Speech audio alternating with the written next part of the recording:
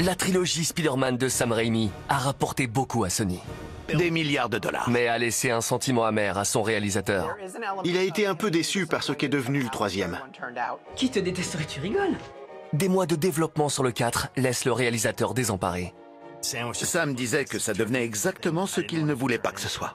jusqu'à ce que ce projet tombe dans l'oubli. On a reçu un coup de fil pour nous dire que c'était terminé. Bon débarras. Mais compte tenu de la période de droit qui avance, les studios ont besoin que Spider-Man tisse à nouveau sa toile, et vite.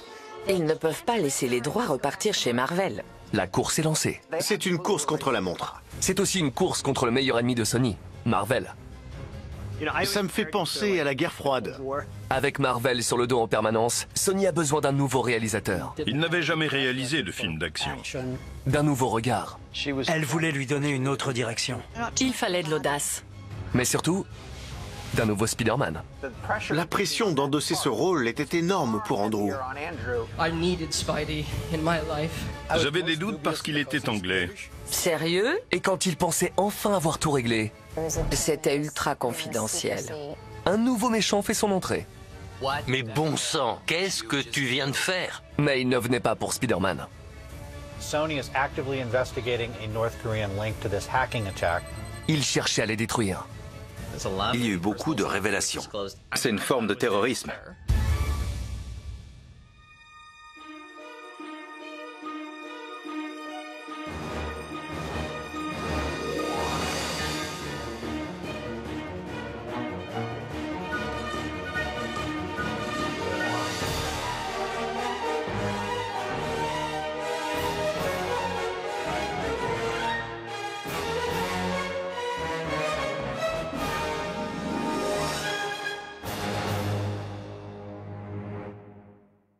En 2010, Marvel a le vent en poupe. Et c'est un certain Kevin Feige qui est à la tête de l'univers cinématographique Marvel, ce qu'on appelle le MCU. Mais il manque un ingrédient majeur. Kevin voulait que Spider-Man fasse partie du MCU. L'univers cinématographique Marvel se développe. Marvel est sur le point de commencer à placer des personnages dans d'autres franchises. Encore et encore jusqu'aux Avengers. Les Avengers sans Spider-Man? Difficile à concevoir. Il leur faut Spider-Man. Pour Marvel, c'est très clair. Il nous le faut. Mais Marvel n'a pas les droits cinématographiques de Spider-Man puisque Sony les a achetés. On a payé 10 millions de dollars pour Spider-Man. Sony ne peut pas renoncer à son personnage le plus rentable. Pour Sony, il existe une véritable Spider-Economy. L'économie de Sony Pictures est directement liée à la sortie d'un nouveau Spider-Man. Ils ont besoin de lui parce qu'ils n'ont pas d'autre franchise dans laquelle investir. Alors ils s'y sont accrochés, coûte que coûte. Face à la volonté de Marvel de récupérer Spider-Man, le seul choix de Sony est de sortir un nouveau film. Ils ne peuvent pas détenir les droits de Spider-Man et ne pas produire de film. Si c'était le cas, les droits finiraient par retourner chez Marvel. Ils ne peuvent pas laisser les droits repartir chez Marvel. Ils doivent faire un film. Ils ont droit au maximum à 5 ans et 9 mois entre deux films. Cette clause de 5 ans est tout ce qui permet à Sony de conserver Spider-Man. Et en 2010, Sony est déjà en retard sur le prochain opus. Il y a énormément d'argent en jeu et beaucoup de pression. Mais un nouvel opus de Spider-Man n'est plus suffisant. Le MCU a changé la donne. Ils ont compris qu'ils devaient faire un reboot. Avec de nouveaux acteurs, un nouveau réalisateur et une nouvelle ligne directrice. Mais ce film allait devoir rivaliser avec l'héritage des 3 films précédents. D'où l'importance de tout mettre en œuvre pour donner vie à cette histoire. Les enjeux sont très élevés. Mais les dirigeants de Sony savent ce qu'ils veulent. Il fallait un nouveau Spider-Man, complètement différent. Mais pas totalement. Moins cher et mieux. Cela semble raisonnable. Autre chose? Ne vous plantez pas. Évidemment. Mais pour Sony, être créatif avec Spider-Man devient compliqué. Aussi compliqué que les relations avec Marvel. Marvel n'a pas de droit créatif, mais un droit de regard. La présidente de Sony, Amy Pascal, sait qu'il faut être proche de ses amis et encore plus proche de ses ennemis. Il y a forcément quelqu'un chez Sony qui a vu ce que Kevin Feige avait construit chez Marvel et qui s'est dit « Peut-être qu'il pourrait faire ça ici ?» Kevin n'était pas nécessairement enclin à travailler pour Sony, mais il voulait s'assurer qu'il ne gâche pas le personnage le plus lucratif des comics Marvel. Ça me faisait penser à la guerre froide. Il y avait 2 clans, mais c'était dans l'intérêt de tout le monde de trouver une manière de travailler ensemble et que ça fonctionne. Personne ne le sait mieux que Tom, que Kevin Feige a choisi en personne comme représentant. Je dois commencer par dire que je suis un grand fan de Spider-Man. Et ça avant même d'avoir commencé à travailler dessus. J'ai envoyé un courriel à Kevin et je me suis présenté en disant que j'étais fan de Marvel et encore plus fan de Spider-Man. Et que s'il cherchait à se constituer une équipe en charge de l'univers cinématographique de Marvel, je voulais en être. Alors il m'a demandé de représenter Marvel auprès des studios. Les studios Sony cherchent donc à développer une nouvelle approche de Spider-Man. Mais comment faire quelque chose de vraiment nouveau? De nombreux projets pour Spider-Man avaient vu le jour chez Sony au fil des années. Pour apporter ce nouveau souffle, on engage le scénariste James Vanderbilt. C'est lui qui a travaillé sur The Amazing Spider-Man. Ce que Vanderbilt écrit va plonger Spider-Man au plus profond de la toile de ses émotions. Sony veut mettre l'accent sur la version adolescente de Peter, avec un ton réaliste, authentique, émotionnellement chargé et ses relations avec les autres. Mais les relations et les émotions ne peuvent mener qu'à une seule chose. Le retour d'un Spider-Man branché, avec une coupe de cheveux pour le moins inattendue. Sony veut revenir aux racines de Peter Parker. Marvel a engagé le chouchou du cinéma indépendant, Jon Favreau, pour réaliser leur premier Iron Man. Sony va donc à son tour chercher un réalisateur capable d'emmener Spider-Man dans une nouvelle direction. Ils ont choisi Mark Webb. Ça a été une vraie surprise. Mark Webb pour réaliser Spider-Man? C'était un réalisateur prometteur. Il avait fait 500 jours ensemble. C'est une bonne comédie romantique. Il n'avait encore jamais réalisé de film d'action, d'aventure ou d'épouvante. Il n'avait jamais rien fait dans le style de Spider-Man. Si le nouveau Spider-Man de Mark Webb doit être différent de ses prédécesseurs, alors son look aussi doit être différent. C'est là que cette femme entre en scène. Je m'appelle Kim Barrett, je suis créatrice de costumes. Kim doit trouver un nouvel angle pour aborder cette icône. J'ai voulu essayer de le faire sans trop regarder. Elle voulait l'emmener dans une direction différente, avec sa touche personnelle. Le spécialiste en costume de super-héros, José Fernandez, est venu lui prêter main forte. On m'a demandé de me joindre à Kim pour l'aider sur des aspects techniques. José et Kim ne perdent pas une minute. J'ai commencé à concevoir le costume avant même qu'on ait un acteur. La première personne à porter le costume n'est pas l'acteur de Spider-Man. C'est lui. On m'a fait venir pour un truc en rapport avec Spider-Man. J'en ai pas pensé grand-chose, mais comme j'allais partir, j'ai pensé à leur montrer ma démo de parcours. Ils ont trouvé ça cool. Et je suis parti. Puis, environ une semaine plus tard, je reçois un coup de téléphone. La personne me proposait la doublure de Spider-Man. J'ai cru que c'était pour la promo d'un jouet dans un supermarché. Et là, elle me dit « Non, on te propose la doublure cascade pour le film The Amazing Spider-Man. » Et là, ma tête a littéralement explosé. Puis ils m'ont envoyé à Montréal, au Cirque du Soleil. Je travaillais beaucoup avec le Cirque du Soleil. Et je savais que si je leur demandais de fabriquer une centaine de combinaisons extensibles, ils seraient les meilleurs. Ils avaient un scanner 3D dans lequel ils m'ont passé sous toutes les coutures. Je voulais vraiment que le design des toiles donne l'impression qu'elles avaient été incrustées sur son corps, ce qui, je pense, distingue ce costume des autres. Il y a un autre détail qui allait rendre ce costume iconique. On a passé beaucoup de temps à travailler sur les yeux. Ils sont censés avoir été faits par un adolescent. Mark les voulait esthétiques. Il utilise des verres de lunettes de soleil. C'est pour ça que les yeux sont si petits. On ne pouvait pas faire plus large. Ces verres, pour le moins stylés, ne sont pas sans rappeler un autre univers. Un ami qui m'avait fabriqué les lunettes pour Matrix m'a aidé à créer ces verres. Il leur a donné des reflets dorés, mais on peut toujours voir au travers. Alors que le costume de Toby l'empêchait de respirer, c'était si oppressant qu'il l'a littéralement arraché. Le confort est le mot-clé pour le nouveau costume de Spidey. Il faut qu'ils puissent retirer leurs gants. Et je veille toujours à ce qu'ils puissent enlever facilement ce qu'ils portent sur la tête. S'ils se sentent mal à l'aise, s'ils ont chaud, s'ils sont inquiets ou anxieux, je veux qu'ils puissent le faire eux-mêmes. Fort de tous ces détails ingénieux, le look de la prochaine génération de Spider-Man voit enfin le jour.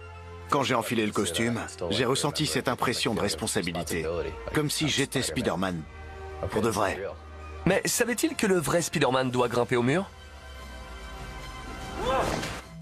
Le réalisateur Mark Webb et Sony se sont fixés un objectif. Ce reboot de Spider-Man doit être totalement nouveau et se démarquer des opus de Sam Raimi. Mais un sujet va vite devenir un point de désaccord. Pour ce qui est de tisser la toile et la lancer, tout le monde a son mot à dire. La toile de Spider-Man devait-elle sortir d'un dispositif mécanique à son poignet ou jaillir de son propre corps? Quand on veut faire du nouveau, il faut trouver des moyens de vraiment différencier cet opus des versions précédentes. Là, on veut montrer les compétences scientifiques de Peter et son intelligence, et explorer ça en profondeur. C'est quoi ce bordel? C'est une toile que j'ai conçue moi-même, mais bon... Ils ont dû en avoir marre que je leur envoie des courriels et des messages au sujet de ces lanceurs de toiles. Marvel obtient gain de cause, marquant un retour à la logique des comics originaux. Webb se dissocie de Raimi sur la nature des toiles de Spider-Man. En revanche, il rejoint Raimi sur un point, pas plus de numérique que nécessaire. Mark et l'équipe de tournage estimaient qu'il fallait avoir des vraies scènes d'action avec le héros qui se balance de toile en toile dans le film, plutôt que de tout faire en images de synthèse. La trilogie de Raimi avait offert une incroyable version numérique de Spider-Man. Spider-Man faisait un peu trop dessin animé, on perdait en crédibilité, si tant est qu'on puisse être crédible quand on parle de quelqu'un qui tisse sa toile et se balance dans les airs. Bien sûr qu'on le peut, tout comme le prouve une discipline complètement folle.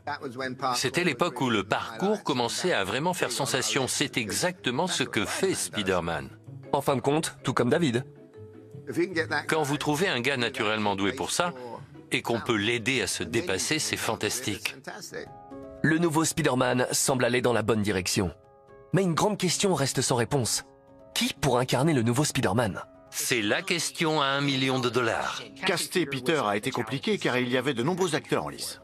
Plusieurs noms reviennent. Jamie Bell, qui avait fait Billy Elliot, Logan Lerman, et puis il y a eu Andrew Garfield. Andrew débutait tout juste sa carrière. Il avait un rôle clé dans The Social Network. Lui et Mark se retrouvaient dans une situation très similaire, car aucun d'eux n'avait jamais rien fait de tel avant et ils traversaient tous les deux la même expérience. Ça a créé une sorte de lien entre deux. C'est lors des essais qu'Andrew a pu prouver ses talents dramatiques. Il dégageait une certaine mélancolie. C'était un peu un James Dean version Peter Parker. James Dean était la quintessence de l'Amérique. Et Garfield, eh bien... Il est anglais. Pour que les choses soient claires, bien qu'il soit né aux États-Unis, Andrew a grandi au Royaume-Uni, ce qui signifie qu'il va devoir prendre l'accent new-yorkais.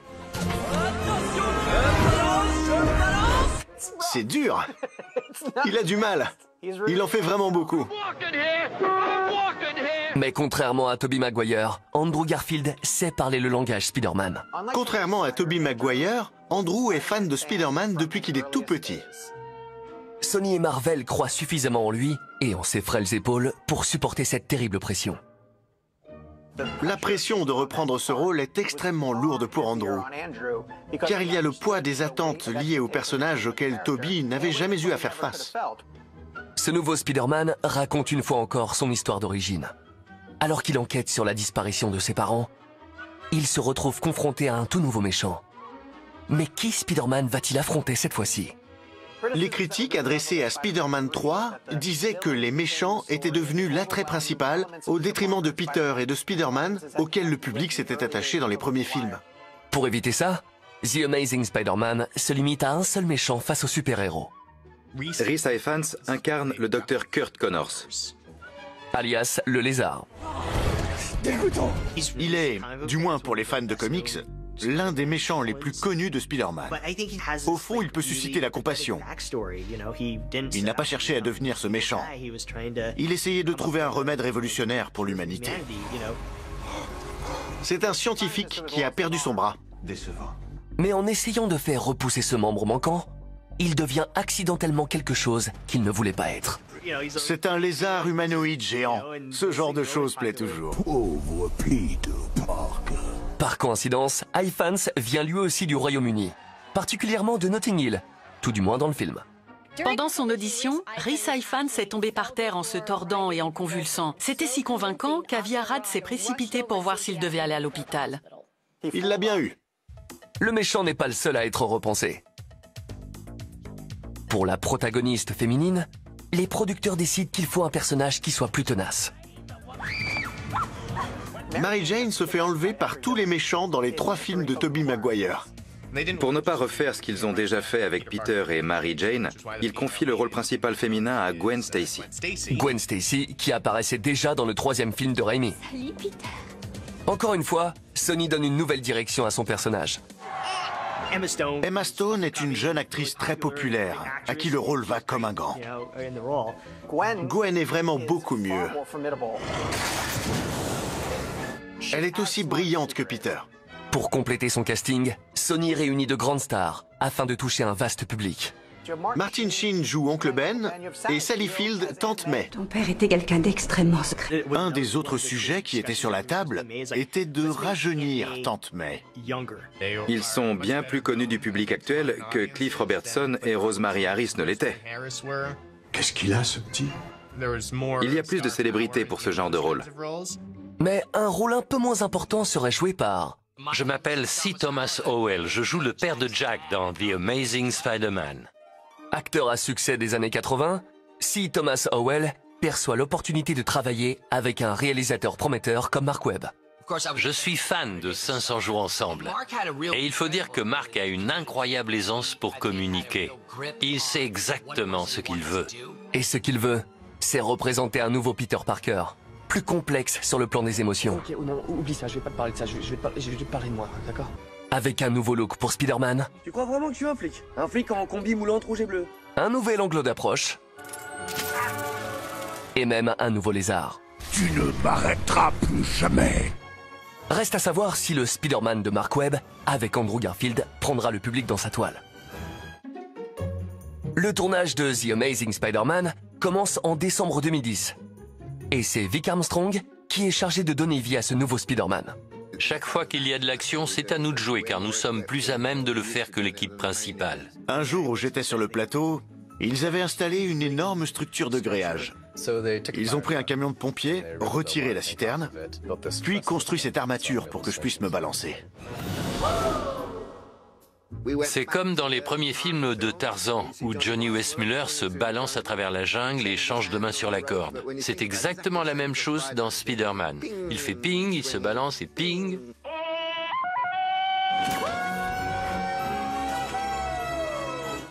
La différence entre le réel et les effets spéciaux, c'est que quand c'est réel, on le ressent. Comme David va l'apprendre de lui-même, ce qui semble réel l'est souvent vraiment. Je devais courir à travers des files de voitures et sauter sur un pick-up. Puis je devais me balancer dans les rues de New York. Et là, un cascadeur me dit, « Tu as 2 voitures qui viennent d'un côté et 2 qui viennent de l'autre. Et là, il y a une voiture caméra derrière toi. Alors ne tombe pas. » J'avais pas intérêt à me planter. Mais les interventions de David ne sont pas tout aussi dangereuses. Il lui arrive aussi de jouer dans des scènes plus intimes. Une de mes scènes préférées est celle avec le voleur de voiture. C'est le cascadeur Keith Campbell. J'essaie de voler une voiture quand il apparaît à l'arrière. Tu sais, à l'avenir, si t'as l'intention de voler des voitures, te déguise pas en voleur de voiture. C'est la première fois qu'on tournait en dehors des studios, et il y avait des paparazzi qui prenaient des photos. L'une d'elles montrait Spider-Man sur mes épaules, mais face à moi. Entrejambe! Que pourrait-on bien dire d'une image comme celle-là? La légende disait, ils ont dû mettre une fermeture éclair au costume de Spider-Man, ou quelque chose comme ça. C'était un peu cru, mais amusant. En terminant la production du film dans les temps et en respectant le budget, Webb et son équipe sont au sommet. Jusqu'à l'annonce de la nouvelle du décès d'une des plus ferventes supportrices de Spider-Man. Laura Ziskin était pour moi une amie très proche, une collaboratrice et un mentor. J'ai appris énormément d'elle. Présente depuis le tout début, la productrice perd sa bataille contre le cancer du sein le 12 juin 2011. Jusqu'à la fin, même lorsqu'elle ne pouvait plus venir sur le plateau, je lui demandais « Et pour ci et pour ça, tu en penses quoi ?» Laura était unique en son genre. J'ai beaucoup de respect pour elle. C'était une personne merveilleuse. Le monde n'est plus le même sans elle. Le passage de Spider-Man du monde de la bande dessinée jusqu'au grand écran n'aurait pas été possible sans Laura Ziskin. Mais Mark Webb et son équipe doivent poursuivre leur travail. Il reste beaucoup à faire avant que The Amazing Spider-Man puisse sortir en salle. Et bien que ce soit le film de Sony, Marvel n'est jamais bien loin. Il leur arrivait de m'inviter et certains soirs, Kevin venait aussi pour voir les rushs du film et donner son avis. Il en profitait pour proposer des idées, parce que c'est quelque chose d'inné chez lui. C'est une de ses grandes qualités. Parmi ces idées, certaines amorcent un rapprochement entre Spider-Man et l'univers cinématographique Marvel. Des deux côtés, on se posait la question de suggérer que tous ces films se déroulent dans le même univers. Les deux parties commencent à voir l'intérêt de glisser quelques références pour exciter les fans. Pourquoi ne pas mettre le bâtiment Oscorp en arrière-plan dans les Avengers ou la tour Stark dans Spider-Man? Même si cela ne se fait pas, on commence à en parler. Tout le monde voudrait voir Spider-Man intégrer l'univers cinématographique de Marvel. Sony peaufine son nouveau Spider-Man, mais il reste à trouver une manière de présenter ce nouveau Peter Parker au public. Au Comic-Con de 2011, Andrew Garfield a une idée de génie. C'est la toute première fois qu'ils vont présenter le nouvel acteur qui va jouer Spider-Man et les enjeux sont énormes. Garfield, nouveau venu, peu connu, avec son accent anglais, a déjà pensé à la manière la plus Spider-Man d'annoncer son arrivée. Andrew a une idée. Il veut porter un costume acheté dans un magasin et apparaître sur le podium en posant une question à l'assemblée du Comic-Con, puis retirer son masque pour montrer à tout le monde que c'est lui, Andrew Garfield. We're not going to take questions just yet. No, I'm sorry. Do you mind if I just quickly... I think this might be the most incredible day of my life. Dès qu'il a retiré son masque, les fans sont devenus fous. So thanks for having me. Ça a été un moment génial. Les fans ont adoré. You have no idea how much this means to me. Mais tout ne se passe pas toujours comme prévu. Comme lorsque C. Thomas Howell est interviewé à la radio. Je commence à expliquer que je joue le rôle d'un ouvrier dans le bâtiment, que mon fils se retrouve dans une situation périlleuse et qu'il y a une grande bataille sur un pont entre Spider-Man et le lézard. Les deux animateurs de la station me disent « Le lézard ?» Et ces deux simples mots « Le lézard, le lézard, le lézard ?» déclenche un véritable cataclysme. Mon téléphone n'a pas arrêté de sonner entre les avocats, les dirigeants de Sony. J'ai dû écrire des lettres d'excuses. Je ne savais pas que c'était confidentiel. Ils étaient furieux contre moi. Mais ce n'est pas si grave. Alors que l'excitation autour du film atteint son apogée, Sony donne le feu vert à The Amazing Spider-Man 2. Presque un an avant la sortie du premier opus. Chaque chose en son temps. La première de The Amazing Spider-Man a lieu en juillet 2012. Et le film séduit sans conteste de nombreux fans. Il y aura toujours des fans de Spider-Man qui viendront voir les films. Le public s'attache rapidement à Andrew. Le casting est incroyable. Andrew est un grand acteur, tout comme Emma. Dès le départ, ça a très bien fonctionné. Il y a une alchimie naturelle. C'est magnifique. Cette partie du film a été plus réussie que certaines scènes d'action, voire même certains aspects de Peter. Mais bien que les fans s'identifient à Andrew et à Emma, une certaine lassitude commence à s'installer autour de Spider-Man lui-même. Beaucoup estimaient qu'il était bien trop tôt pour faire un autre film qui raconte l'origine de Peter Parker, si peu de temps après la version de Raimi. Pas mal les réflexes. Bon réflexe. Sérieux? Les fans sont séduits par le Spider-Man de Garfield. Je le trouvais plus cool que Tobey Maguire. Et c'est précisément le problème. Toute l'essence de Peter Parker, c'est justement qu'il n'est pas cool. Et plus il est cool, moins il a besoin de Spider-Man. Parce que la seule raison d'être Spider-Man, c'est de compenser la maladresse de Peter Parker. Le film n'a pas été très bien reçu. Il n'a pas rapporté autant d'argent que les précédents films de Sam Raimi. Mais à l'échelle mondiale, c'est tout de même l'un des plus grands succès de l'été 2012 pour Sony. Avec plus de 700 millions de dollars au box-office mondial, ce n'est pas un énorme succès, mais ça convient à Sony. Mark Webb sera de retour pour la suite. Mais les productions de Marvel vont considérablement augmenter leurs attentes envers le réalisateur de 39 ans. Mark Webb entame The Amazing Spider-Man 2. Mais la franchise doit faire face à de sérieux concurrents, et c'est peu dire. The Avengers est un événement mondial. Il bat tous les records lors de sa sortie. Smash. Le succès de Marvel fait réfléchir Sony. Ils doivent rivaliser avec Marvel. Mais tout ce qu'ils ont, c'est Spider-Man. Si Marvel peut le faire, pourquoi pas eux? Combien de temps faut-il pour construire tout un univers? Il faut pouvoir présenter tous les autres personnages. Le studio qui a autrefois refusé une offre de 25 millions de dollars pour 25 licences Marvel. Pour se concentrer sur une seule d'entre elles, C'était une erreur. Je leur ai dit qu'ils étaient des idiots. veut maintenant une multitude de personnages. Mettons-y tout ce qu'on peut y mettre. On parle de Jamie Foxx dans le rôle d'Electro, de Dan Dehan pour le bouffon vert. On parle aussi d'ajouter Felicity Jones dans le rôle de la chatte noire. Ils ont engagé Chris Cooper pour jouer Norman Osborn. Et quand on voit un acteur de ce calibre, on se dit qu'il y a de grandes chances pour qu'il revienne dans de prochains films.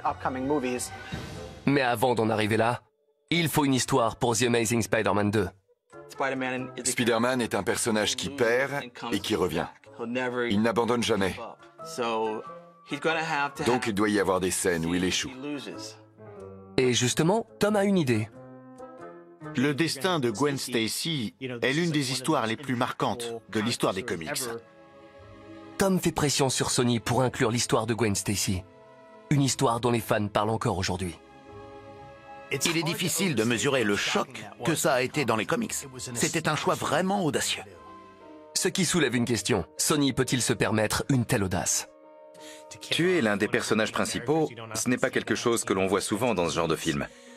Mais encore une fois, je pense qu'il devait faire quelque chose pour bouleverser les choses et faire ressentir au public la détresse de Peter Parker. On a décidé d'intégrer la mort de Gwen Stacy dans l'intrigue.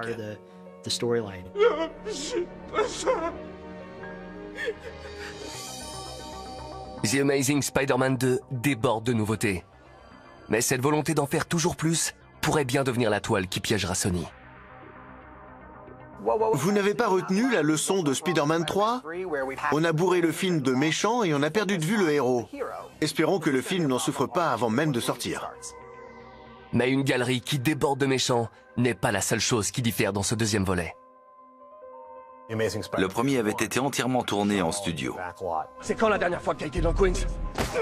Mark ne voulait pas recommencer. Pour que le film paraisse authentique, il a voulu tourner à New York. Mais en 2012, filmer dans les rues de New York présente un nouveau danger. C'est l'essor de la culture des spoilers. Et tourner en public devient compliqué. Ils étaient tous très préoccupés pendant le tournage parce qu'ils ne voulaient pas que le public voie le costume de Spider-Man à cause des paparazzi. Du coup, ils portaient un vêtement à capuche pour aller sur le plateau. Mais quelle est l'idée de Sony? Ils veulent vraiment rendre hommage au costume d'origine. Pour la créatrice de costumes Deborah Lynn Scott, il faut revenir aux sources. Et le designer José Fernandez, la mission est simple. Je voudrais retrouver mes souvenirs d'enfant, le Spider-Man classique. Ce qui signifie porter à l'écran un personnage au visuel conçu uniquement pour 2 dimensions. Réinventer cette esthétique pour un film en 3 dimensions était un défi. Dans le comics, il a des yeux assez grands. Ça a pris beaucoup de temps et de travail pour y arriver, mais on a pu les recréer. Le tout était que l'acteur puisse voir. Il fallait juste faire en sorte que les yeux soient assez rapprochés. Tu seras mes yeux, mes oreilles dans le secteur. Ok, ça marche? Ça marche. L'objectif principal était de créer un look qui ressemble aux comics, tout en mettant en valeur le visage d'Andrew. José et Deborah ont su qu'ils avaient réussi le jour où les dirigeants de Marvel en personne ont croisé le nouveau Spider-Man. Avis s'est penché vers moi et m'a dit que c'était parfait. Il a ajouté qu'on n'aurait plus jamais besoin de le changer. Pour lui, c'était bon. J'étais bien d'accord. C'est un très bon souvenir. Kim se concentrait sur l'aspect pratique du costume. Il faut qu'ils puissent retirer leurs gants. José, lui, n'avait en tête que le résultat final. Moins d'1 minute après cette conversation, j'entends Andrew dire « Il faut vraiment que je retire ce foutu truc ». Il était vraiment mal à l'aise dans le costume. La volonté de Webb de créer un monde plus réaliste signifie abandonner certains des outils les plus puissants des cinéastes, surtout quand il s'agit des méchants. Dans The Amazing Spider-Man, nous avions le lézard, mais tout était numérique. On ne sent pas qu'il n'est pas réel. Howard Berger se voit confier la tâche de créer un électro analogique pour un monde numérique. J'ai travaillé main dans la main avec Jérôme Chan, le superviseur des effets visuels. Il m'a dit que tout ce que je ferais leur ferait économiser du temps et de l'argent. Alors j'ai sorti le grand jeu et j'ai réalisé un maquillage intégral. C'était une belle association de tous les métiers. Tout le monde travaillait ensemble. Pour l'entrée en scène mémorable d'Electro, le réalisateur de la seconde équipe, John Mahaffey, a la lourde tâche de fusionner le numérique avec le monde réel. On a construit une réplique de Times Square dans les studios de Long Island. Tourner dans un environnement sous contrôle permet d'avoir recours à quelques astuces avec la caméra. Ça a été un vrai défi de déterminer comment on allait filmer l'instant où la décharge électrique devrait traverser les gradins de part et d'autre. Finalement, on a choisi de figer ce moment dans le temps alors que tout le monde est en mouvement. Il sait comment filmer la séquence, mais des acteurs ordinaires ne conviendront pas. Toutes les personnes sur les gradins sont des danseurs capables de tenir une position. C'est important qu'ils aient la maîtrise de leur propre corps et qu'ils puissent adopter une pose et la maintenir. Ils portaient des vêtements qu'on dirigeait avec du fil et on leur avait modelé les cheveux. Il fallait vraiment leur fixer les cheveux pour qu'ils ne bougent pas ou ne volent pas. On a travaillé le mouvement de la caméra pour donner l'impression de glisser d'un moment à un autre, puis encore à un autre. L'ensemble de la prise est très réaliste et ça fonctionne très bien. Certaines des idées qu'ils utilisent ont une origine surprenante. J'adore les films muets. Aaron Lloyd et Buster Keaton savaient nous toucher parce qu'ils étaient inventifs. Ils avaient des idées géniales. Il y a une séquence où Spider-Man s'accroche à un camion. Il se fait entraîner par le véhicule et il s'envole. On l'a réalisé pour de vrai, en nous inspirant d'un sketch de Buster Keaton. On voulait introduire cette physicalité qui ancre l'ensemble dans la réalité. Pour nous rappeler à cette réalité, rien n'est plus pesant que le tragique destin de Gwen Stacy, pour lequel John a eu une idée qui allait littéralement nous renverser. Pour la chute mortelle de Gwen Stacy, le réalisateur de la seconde équipe, John Mahaffey, s'amuse à défier les lois de la physique. L'une de mes astuces, c'est de tourner à l'envers. Nous avons placé l'écran bleu au plafond du plateau, nous avons mis la caméra sur le sol, et c'est là toute l'astuce. Car dans l'autre sens, si elle tombait, ses cheveux tomberaient vers le sol. En procédant ainsi, ses cheveux et ses vêtements tombent en direction de la caméra. La gravité travaille pour vous plutôt que contre vous. On l'utilise à notre avantage. Associé à la brutalité avec laquelle la cascadeuse chute avec le plan final de profil, cela fait de cette séquence l'un de ces moments emblématiques auxquels je suis ravi d'avoir participé. J'étais sur le tournage pour la mort d'Emma. C'était bouleversant. Peut-être parce que cette scène a plus d'intensité que les autres. C'est très réaliste. Emma et Andrew sont en couple dans la vraie vie, poursuivant cette tradition qui avait commencé avec Spider-Man et qui allait continuer par la suite. Andrew et Emma ne s'étaient pas vus pendant une semaine avant de tourner cette scène. Pour que lorsque ce moment arrive, la scène ait quelque chose de brut. Dans la suite de The Amazing Spider-Man, Sony veut nous présenter quelques personnages. Ici Electro. Certains d'entre eux demeurent mystérieux. C'est quoi votre prénom? Félicia. Sony met en place les éléments de base capables de rivaliser avec l'univers cinématographique de Marvel. Le Spider-Verse. Il y avait un calendrier pour ces différents personnages que nous introduisions, mais ce n'était encore qu'un concept en développement. Sony cherche des moyens de continuer à réaliser des films de super-héros et des films de Spider-Man, mais sans dénaturer l'essence même de Spider-Man. En décembre 2013, Sony se lance publiquement dans son Spider-Verse en annonçant de nouveaux films. Ils annoncent les dates de sortie des films 3 et 4 et engagent Drew Goddard pour réaliser les Sinister Six. Et également un film sur Venom. C'est une bonne nouvelle pour Andrew Garfield. Il est sûr de jouer dans 2 autres Spider-Man, en plus des Sinister Six dans lequel il doit apparaître. Mais est-ce une bonne chose que The Amazing Spider-Man 2 dévoile autant de pistes narratives? Un spécialiste de la question n'est pas convaincu. Je leur avais donné mon ressenti, puis Kevin est intervenu et il leur a donné son avis sur le film. Feige a contacté Amy Pascal pour lui dire que c'était un désastre. Feige, le gourou de la construction d'univers cinématographique, estime que Sony veut trop en faire et trop vite. Selon lui, il aurait fallu entre autres se débarrasser de l'histoire d'espionnage avec les parents. L'histoire des parents de Spider-Man, morts depuis longtemps, était-elle une bonne idée? Les spectateurs en décideront. Quand les Amazing Spider-Man sont sortis, ils n'ont pas rencontré le succès escompté. Le second rapporte 202 millions de dollars aux États-Unis, soit 60 millions de moins que son prédécesseur. Je ne m'attendais pas à ces réactions. Les critiques se sont acharnées dessus. Le public n'a pas été suffisamment touché par les personnages. Je pensais... Comment dire? C'était décevant. Je trouve qu'il y a beaucoup de superbes scènes d'action dans le film. Le public a été déçu. Cela signe peut-être la fin du Spider-Verse.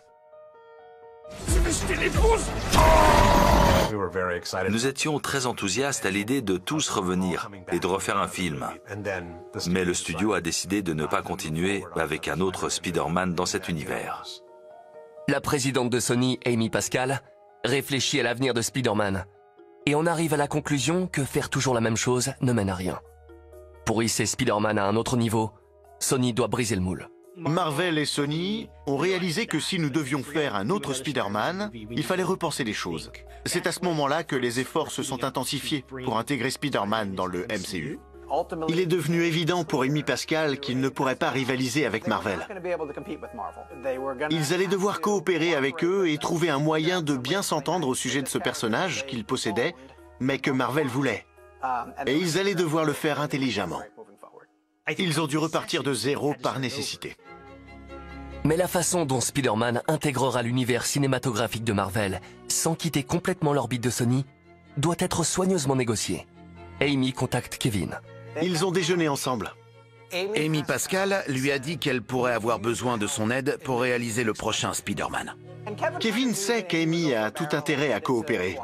L'offre de Sony est une opportunité en or pour Marvel de ramener enfin Spider-Man à la maison et de réunir ses personnages au sein de son univers cinématographique. Feige a dit « Je ne sais pas comment aider dans une demi-mesure. Laissez-moi et mon équipe faire ce film pour vous.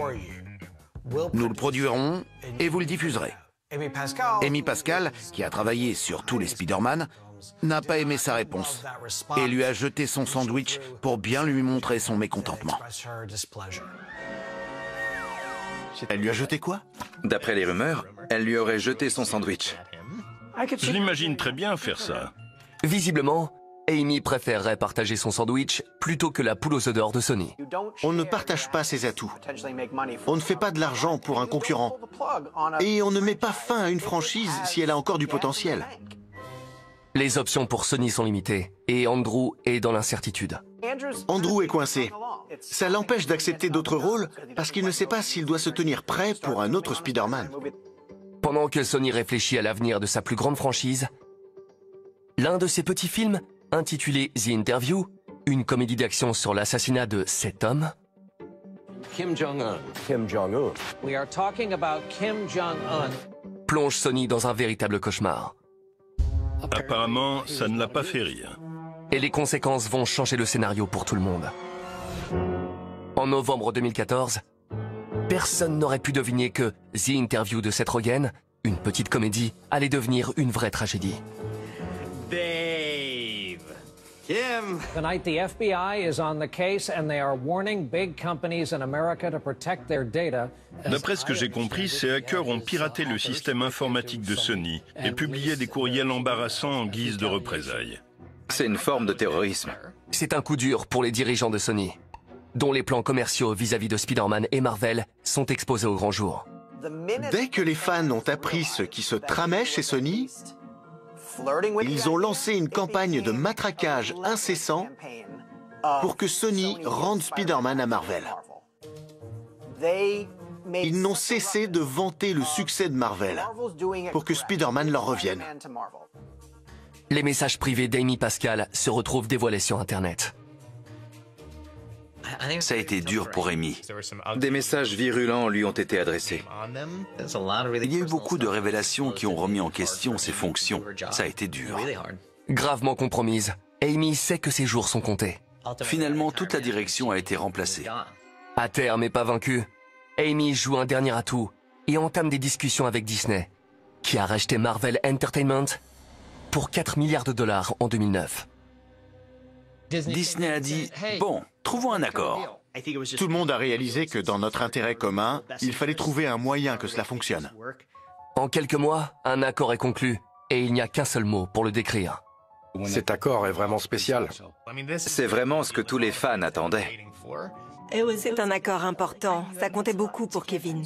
Ils passent un accord qui leur permet d'intégrer Spider-Man au MCU actuel, pour au moins 5 films. Disney a les droits de merchandising du personnage, et Marvel a le droit créatif total sur Spider-Man. Et qu'est-ce que Sony obtient?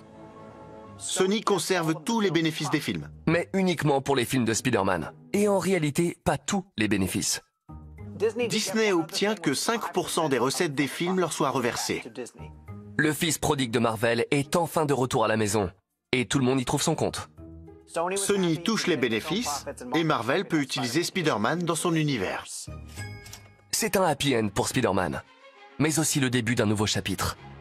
Maintenant, il va devoir se battre aux côtés des Avengers. Il les rejoint dans Captain America Civil War. Quelqu'un cependant ne partage pas cet enthousiasme. Avi était furieux. Pour lui, il était absurde de céder les droits de Spider-Man à qui que ce soit, même à Kevin. Une autre personne était peut-être encore plus attachée à Spider-Man qu'Avi Arad. Amy Pascal, c'est une force de la nature. Et elle a un plan pour rester avec Spider-Man. Elle a survécu pendant des décennies dans ce milieu. Renvoyée de chez Sony, Amy Pascal crée sa propre société pour guider Spider-Man à travers l'univers cinématographique de Marvel. Elle en est devenue la gardienne. Ainsi, son nom figure toujours au générique. Quant à l'homme lui-même, l'homme dans le costume, il a enfin pu retrouver sa liberté. Le pauvre Andrew n'a pas été retenu pour continuer. L'un des gardiens les plus passionnés du costume de Spider-Man a été forcé de le raccrocher. Il faisait un excellent Peter Parker, et j'ai toujours été un peu déçu qu'il n'ait pas pu faire le 3e Spider-Man. Mais à mesure que Marvel prend les rênes de cette nouvelle version de Spider-Man... Comme dans chaque couple, l'un a le portefeuille et l'autre la vision créative. Ce nouveau mariage s'avère loin d'être harmonieux. Marvel s'occupe de la création et Sony des finances. On est en droit de se poser des questions.